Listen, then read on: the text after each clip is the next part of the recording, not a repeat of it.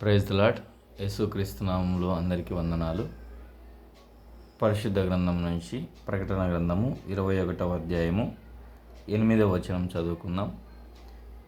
పిరికివారును, అవిశ్వాసులను, అసహ్యులను, నరహంతకులను, వ్యభిచారులను, మాంత్రికులను, విగ్రహారాధికులను, అబద్ధికులందరూ అగ్నిగంధకములతో మండు గుండములో పాలు పొందుదురు.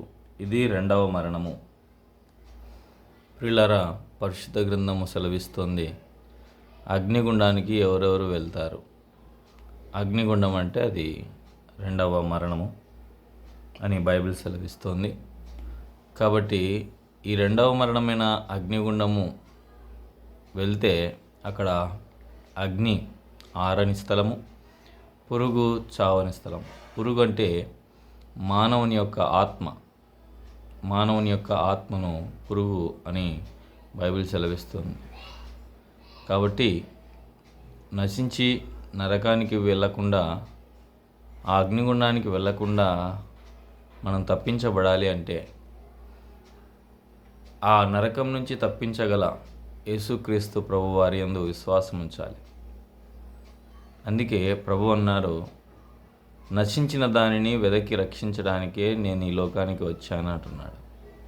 కాబట్టి సమస్త మానవాళి పాపం చేసి దేవుడు అనుగ్రహించే ఆ పరలోకాన్ని పోగొట్టుకొని పాపంలోనే పడి, పాపంలోనే తిరుగుతూ, పాపమును చేస్తూ మరణించి రెండవ మరణమైన అగ్నిగుండానికి వెళ్తున్నాడు. అలాంటి మానవుణ్ణి తప్పించడానికి, ఆ అగ్నిగుండం నుంచి, ఆ మరణ వేదన నుంచి, ఆ నరకం నుంచి తప్పించడానికి యేసుక్రీస్తు ప్రభువారు ఈ లోకానికి వచ్చి సిలువలో మరణించి, యేసుక్రీస్తు ప్రభువారి యొక్క పరిశుద్ధమైన రక్తాన్ని చిందించి మానవాళికి ఆ రక్తము ద్వారా పాప క్షమాపణ, పాప విమోచన కలుగజేశారు.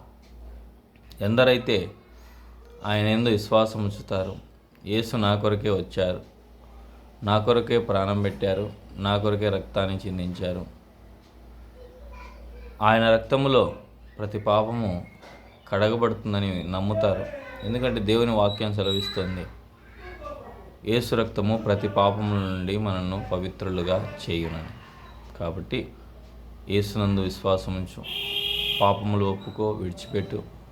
ప్రభు నీకు సహాయం చేసి నీ పాపములు క్షమించి నిన్ను నరకం నుంచి తప్పిస్తారు. అట్టి ధన్యత ప్రభు నీకు అనుగ్రహించునుగాక. ఆమేన్. Praise the lord.